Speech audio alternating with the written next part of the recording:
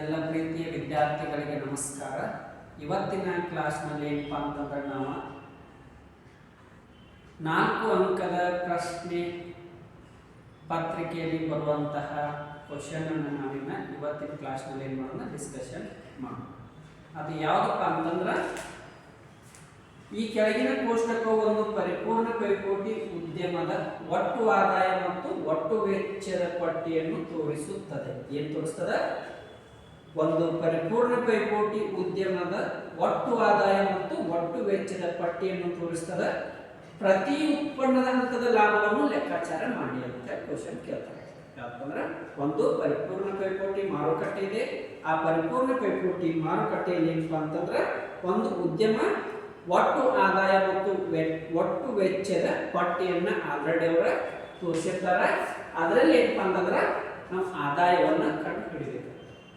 ಆದಾಯವನ್ನು ಯಾವ ರೀತಿ ಕಂಡು ಹಿಡಿಬೇಕು ಮತ್ತು ಹೇಗೆ ಕಂಡು ಹಿಡಿಬೇಕಪ್ಪ ಅಂತಂದ್ರೆ, ನಾವು ಭಾಳ ತಲೆ ಕೆಡಿಸುವಂತ ಅವಶ್ಯಕತೆ ಇಲ್ಲ.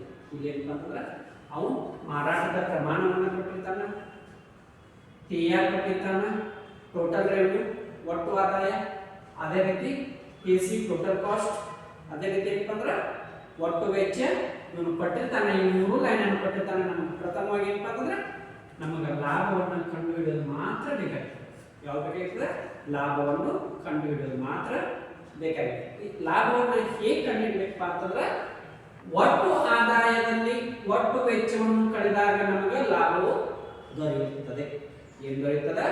ಒಟ್ಟು ಆದಾಯದಲ್ಲಿ ಒಟ್ಟು ವೆಚ್ಚವನ್ನು ಕಳೆದಾಗ ನಮಗೆ ಲಾಭ ದೊರೆಯುತ್ತದೆ. ಏನಪ್ಪ ಅಂತಂದ್ರೆ, ಒಬ್ಬ ಉದ್ಯಮ ಅದಾನ, ಒಂದು ಉದ್ಯಮ ನಡೆಸ್ತಿರ್ತಾನ, ವಸ್ತುಗಳನ್ನು ಉತ್ಪಾದನೆ ಮಾಡ್ತಿರ್ತಾನ. ವಸ್ತುಗಳನ್ನು ಉತ್ಪಾದನೆ ಮಾಡಿದಾಗ ಏನಪ್ಪ ಅಂತಂದ್ರೆ, ಮಾರಾಟ ಮಾಡಿದಾಗ ಅವನ ಆದಾಯ ಏನು ದೊರೆಯುತ್ತದಲ್ಲ, ಆ ಆದಾಯವನ್ನು ದೊರೆತಂತ ಆದಾಯದಲ್ಲಿ ಖರ್ಚು ವೆಚ್ಚಗಳನ್ನು ಕಳೆದು ಉಳಿಯುವಂತಹದ್ದೇ ಏನಪ್ಪ ಅಂತಂದ್ರೆ ಲಾಭ ಅಂತೇಳಿ ಆಗ್ತದೆ.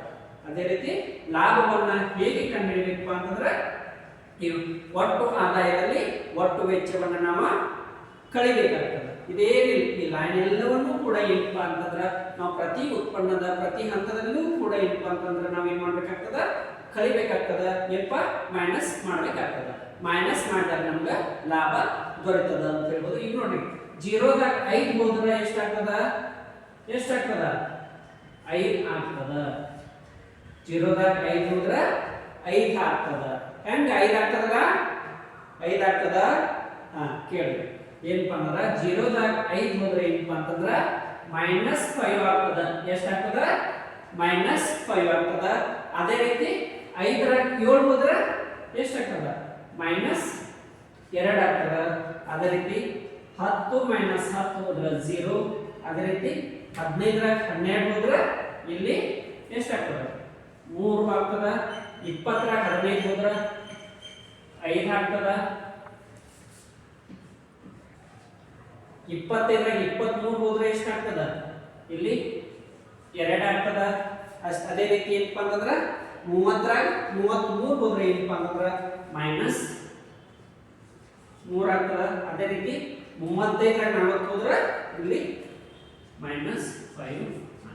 ಇಲ್ಲಿ ಪ್ರಮುಖವಾಗಿ ತಿಳ್ಕೊರಿ, ಇಲ್ಲಿ ಎಲ್ಲಿ ಮೈನಸ್ ಮಾಡ್ಬೇಕಾ ಎಲ್ಲಿ ಪ್ಲಸ್ ಮಾಡ್ಬೇಕಾ ಅನ್ನೋದನ್ನ ನಾವು ಪ್ರಮುಖವಾಗಿ ತಿಳ್ಕೊಬೇಕಾಗ್ತದೆ. ನೀವು ನೋಡ್ರಿ, 0ದಾಗ 5 ಹೋದ್ರೆ ಏನಪ್ಪ ಅಂತಂದ್ರೆ 5 ಬರ್ದದ್ ಬಿಡ ಅಂತೇಳಿ 5 ಹಾಗೆ ಬಂದು ಬಿಡೋದಲ್ಲ. -5 ಬರದ್ರನೇ ಏನಪ್ಪ ಅಂತಂದ್ರೆ ನಿಮ್ಗೆ ಮಾರ್ಕ್ಸ್ ಸಿಗ್ಬೇಕು. ಇನ್ನು ಅದೇ ರೀತಿ 5ರಾಗ 7 ಹೋದ್ರೆ 2 ಬರದ್ರ ಆಯ್ತು ಬಿಡ ಅಂತ ಅನ್ನೋದಿಲ್ಲ. ಅಲ್ಲಿ -2 ಬರದ್ರ ಮಾತ್ರ ಏನಪ್ಪ ಅಂತಂದ್ರೆ ನಿಮ್ಮಲ್ಲಿ ಬರ್ತದೆ. ಯಾವುದೇ ರೂಪಾಯಿನ ದೊಡ್ಡ ಸಂಖ್ಯೆಯಿಂದ ಸಣ್ಣ ಸಂಖ್ಯೆಯನ್ನ ಸಣ್ಣ ಸಂಖ್ಯೆಯನ್ನ ಕಳೆದಾಗ ನಮ್ಗೆ ಪ್ಲಸ್ ಬರ್ತದೆ ಅಥವಾ ಮೈನಸ್ ಬರ್ತದೆ ಅನ್ನುವಂಥದ್ದು ಏನಪ್ಪಾ ಅಂತಂದ್ರೆ ನಮ್ಮ ತಲೆಯಲ್ಲಿ ಪ್ರಮುಖವಾಗಿ ಇಟ್ಕೊಳ್ಬೇಕಾಗ್ತದೆ. ಹೀಗೆ ಏನಪ್ಪಾ ಅಂತಂದ್ರೆ, ಬರೀ ನಾವು ಲಾಭವನ್ನು ಇದೊಂದು ಲೈನ್ ಅನ್ನ ನಾವು ಪರ್ಫೆಕ್ಟ್ ಆಗಿ ಕಲ್ತದ್ದೇ ಆದ್ರೆ ಏನಪ್ಪಾ ಅಂತಂದ್ರೆ ನಮಗ 4 ಮಾರ್ಕ್ಸ್ ಏನಪ್ಪಾ ಅಂತಂದ್ರೆ ಕಂಪಲ್ಸರಿ ಸಿಗ್ತದೆ. ಇದರಲ್ಲಿ ಮೋಸ ಆಗುವಂಥದ್ದು ಏನೂ ಇಲ್ಲ. ಏನಪ್ಪಾ ಅಂತಂದ್ರೆ ನಾವು ಥಿಯರಿ ಬರೀಬಹುದು.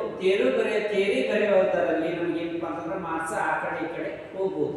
ಆದ್ರೆ ನಾವು ಈ ಲೆಕ್ಕವನ್ನ ಇರುವಂತಹ ಪ್ರಶ್ನೆಗಳನ್ನ ಆಯ್ಕೆ ಮಾಡಿಕೊಂಡಾಗ ನಮ್ಗೆ ಏನಪ್ಪಾ ಅಂತಂದ್ರೆ ಎಲ್ಲವೂ ಕೂಡ ಗೆಟ್ ದ 4 ಮಾರ್ಕ್ಸ್ ಏನಪ್ಪಾ ಅಂತಂದ್ರೆ ನಮ್ಗೆ ಎಲ್ಲ ಮಾರ್ಕ್ಸ್ಗಳು ಕೂಡ ಏನಪ್ಪ ಕಂಪಲ್ಸರಿ ಕೊಡಬೇಕಾಗ್ತದೆ, ಕೊಡಾಕಬೇಕಾಗ್ತದೆ.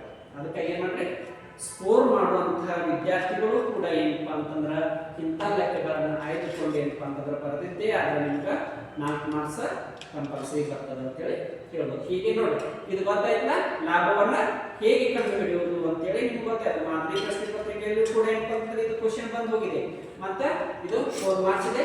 ಎಲ್ಲರೂ ಕೂಡ ಏನಪ್ಪ ಅಂತಂದ್ರೆ ಇದರ ಬಗ್ಗೆ ಅಭ್ಯಾಸ ಮಾಡ್ಕೊಡ್ರಿ, ಈ ವಿಡಿಯೋನ ಪದೇ ಪದೇ ನೋಡ್ರಿ, ನಿಮಗೆ ಏನಪ್ಪ ಅಂತಂದ್ರೆ ಬರ್ತದ ಅಂತೇಳಿ ಹೇಳೋದು.